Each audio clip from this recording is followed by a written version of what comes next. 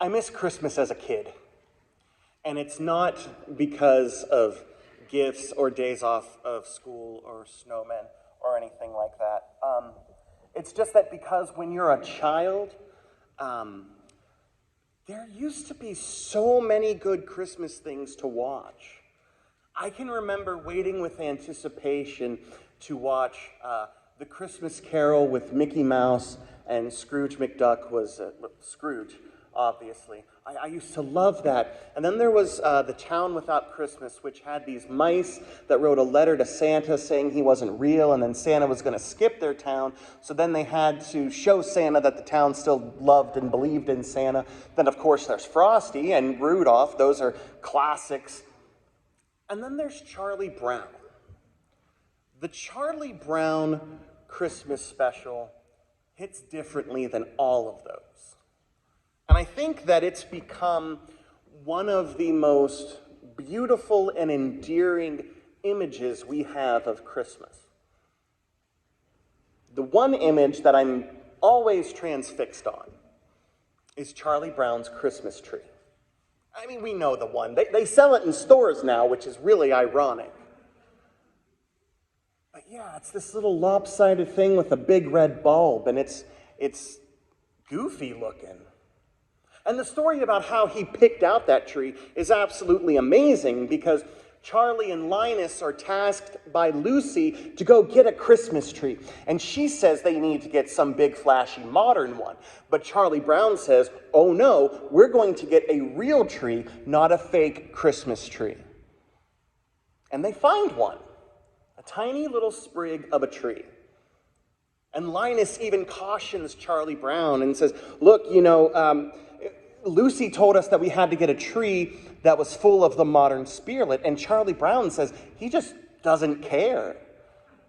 They're going to decorate this tree, this little tree, and it's going to be perfect, and that the tree needs him.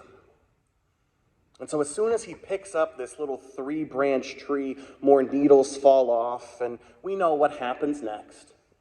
When he goes to decorate it, he puts one single red Christmas bulb, and the thing bends over, creating the iconic image of the lopsided Christmas tree. Now, of course, he's chastised by the others. Lucy is furious with all of this because the tree is so small and weak, it doesn't mean anything.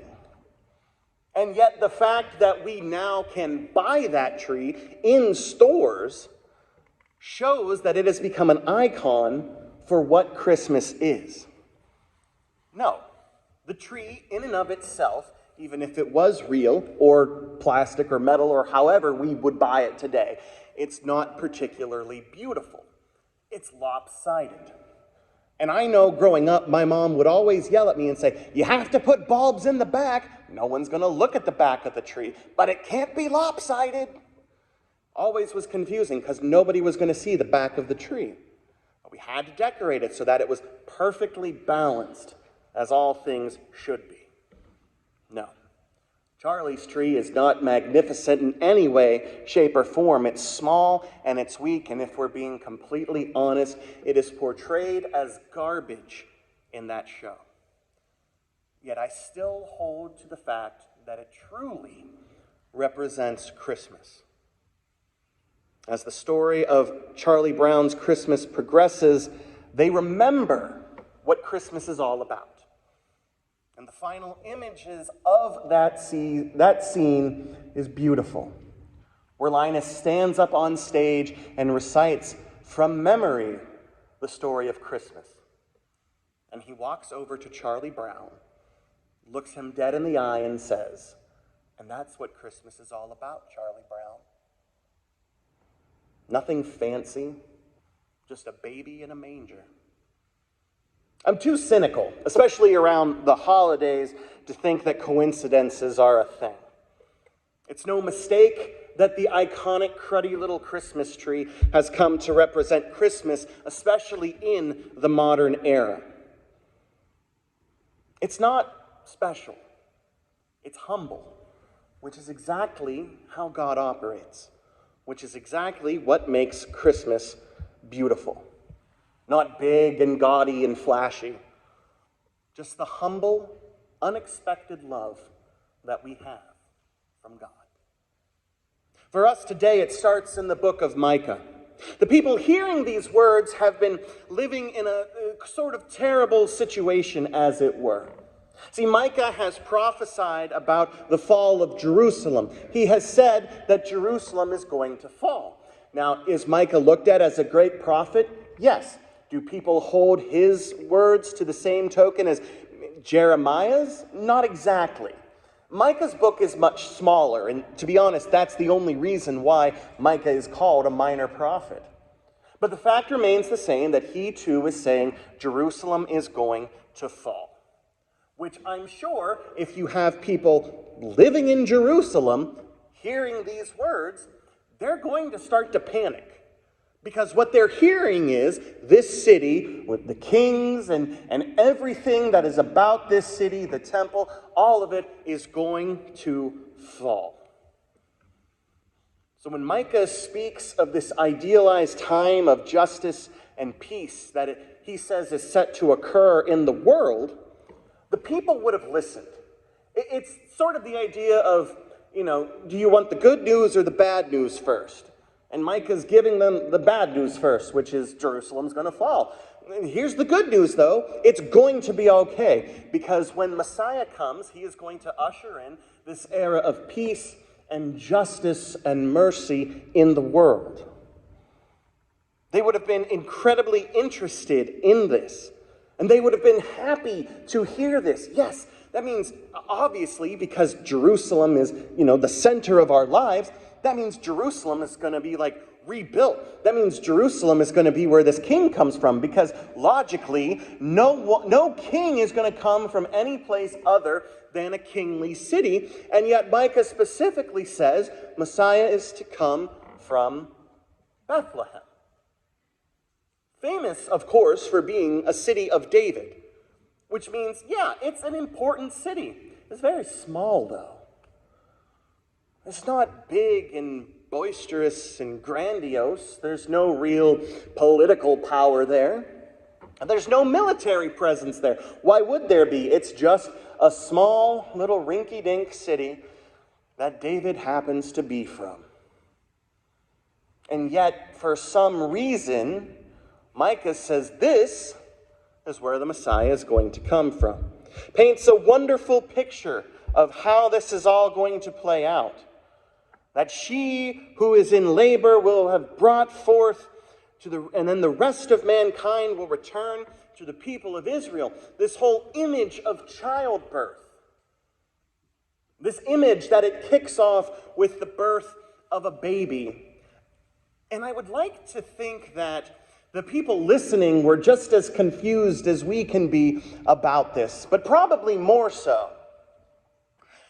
We live in 2021, and we have the beautiful gift of hindsight, where we can look back and see where all the dots have been connected. Surely, of course, it makes sense that Messiah was going to come from Bethlehem, because, as Micah even states, this is going to be someone from the line of David. So it makes complete sense, but at the same time, they're looking at things and saying, no, doesn't make sense, because Bethlehem is not special. Which is weird for us, because we know Bethlehem is special. And then when you add in these images of childbirth, and we know what childbirth is like, and I've never experienced it, thank God, because that looks terrible. Movies have taught me that somehow it's the man's fault, and that it's very painful, so much so they want this giant needle to help numb the pain and everything. And it hurts. And I can't help but think that maybe the pains that he was talking about were the fall of Jerusalem. I mean, if Micah says Jerusalem's going to fall, that's going to be a devastating thing for the people. Their cultic identity is going to be fallen. It's going to be destroyed. It's not going to be around. And yet, when Messiah comes, it is signaled with a birth, which doesn't quite make sense. Because you would think if somebody as important as the Messiah was going to show up, there would be quite a lot of fanfare, wouldn't there? Now, surely when we look at the birth of Christ, there's a bunch of angels and they're shepherds and everything, but the simple fact of the matter is that Messiah came into the world as a baby. After a predetermined amount of pain that Mary surely must have gone through, Messiah enters into the world as a baby. As a baby. I have been around enough babies to know that they, when they're first born, have a very hard time controlling their neck. That's why you always have to kind of coddle the neck, right? And it's not until like a month or so down the line that they're able to start supporting their neck. But this baby is going to be the Messiah who comes and wields a sword and all this stuff and kicks out the Romans and sets up the kingdom of Israel forever and all of this stuff, but it's a baby. And we can think to ourselves, well, yeah, he's a baby now. He's going to get bigger, though. But the fact of the matter is that when God chose to enter into the world, God chose to do so as a baby. An unlikely hero, if it were. An unlikely hero from an unlikely source, because everything about the birth of the Messiah, and even the Messiah being a baby in and of itself, it's not very big, is it? It's not quite as grand as we would like it to be. You know, we expect this sort of peals of thunder and lightning and all of these different things, the theophany of the Lord when God comes to the earth, and that's not what happens. It comes from a rinky-dink city that is not that important with an unwed teenage mother as a baby. I mean, let's look at Mary herself. I like to think that Mary is everyone's favorite unwed teenage mother. And that's the fact of the matter here. Because if we look at her story, she is engaged and pregnant with a child that is not Joseph's. When Joseph learns of this, he in fact wants to break off the marriage, but wants to do so quietly so that she is not in danger, because what has happened is she could be put to death for this. Now, luckily, of course, the angel intervenes and says, no, it's all cool, don't worry about it, it's God's son. And Joseph is like, all right, awesome, I'm still on board with the marriage thing. And too often times we paint Mary as this sort of passive participant. Because when the angel comes to Mary and says, hey, guess what? You're going to be pregnant. And she says, not possible, for like a number of reasons. And the angel says, no, it's cool. God's going to take care of it. And Mary says, okay, yeah, I can go along with that. That makes sense to me. And yet in this passage, Mary is not a passive participant. She is actively engaged in this. You see, she goes to her cousin Elizabeth's house. Elizabeth is married to Zechariah, and Zechariah and Elizabeth are the parents of John the Baptist, Christ's cousin, the forerunner who was going to come before Jesus. And as soon as Mary greets Elizabeth, little John the baby in her belly just starts freaking out, dancing with joy. And Elizabeth notes that this is amazing that the baby is doing this. That the child leapt for joy in my womb, and she says one of the most earth-shattering things in the world. It's subtle, but it's there. And why has this happened to me, that the mother of my Lord comes to me? Christ has already been proclaimed Lord before he's full term. He is recognized as Lord, the Messiah, the Son of God, right then and there. And it's a beautiful, beautiful thing. And so Mary, wanting to be an active participant in all of this, sings a psalm of great praise, as it were. a psalm of praise. My soul magnifies the Lord, and my spirit rejoices in God my Savior, for he has looked with favor on the lowliness of his servant. The Magnificat of Mary, a psalm of praise, a prophetic psalm of praise. So let's rewind and see what is happening here. An unwed teenage mother is singing a prophetic psalm. Not only that, if you look at the context of the song that she is singing, it could get her in trouble with the Romans.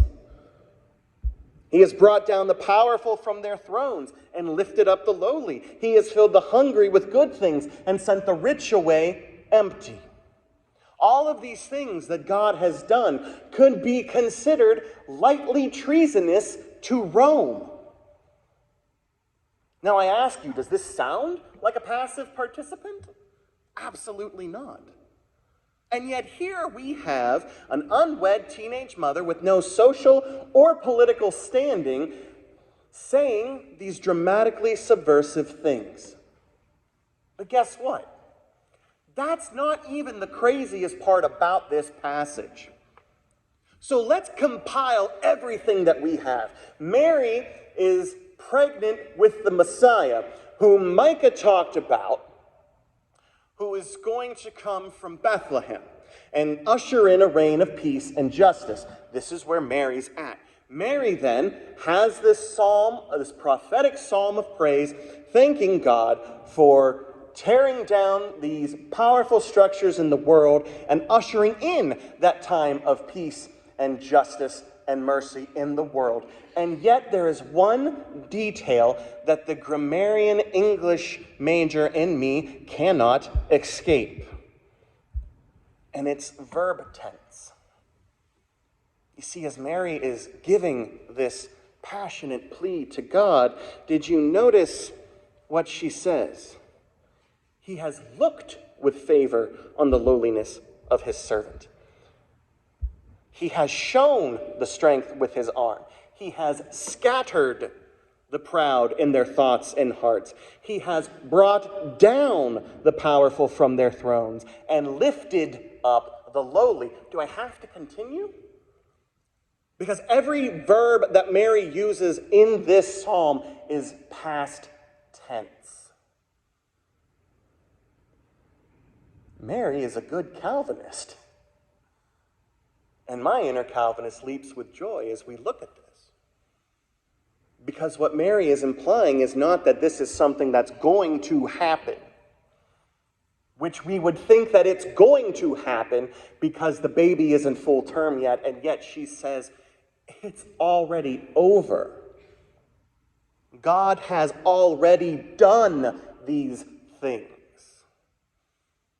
We like to dress it up with language from the foundation of the earth. It's a very Pauline sentiment, if you would. The fact of the matter remains that before anyone is even aware of this battle taking place, the fighting is already over.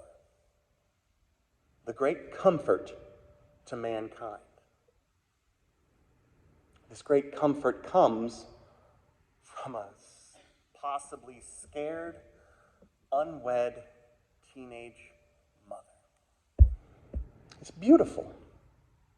It's beautiful because it doesn't logically make sense to us.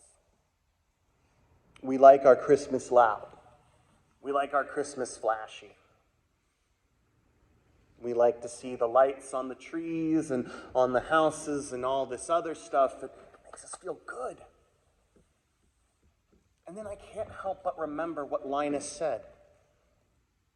The heart of Christmas comes from the birth of Jesus, a lowly baby in a manger.